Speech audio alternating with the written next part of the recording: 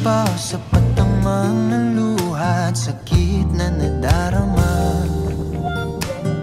Bakit pa kailangang magtiis kung hindi ka na masaya sa pagmamahal niya?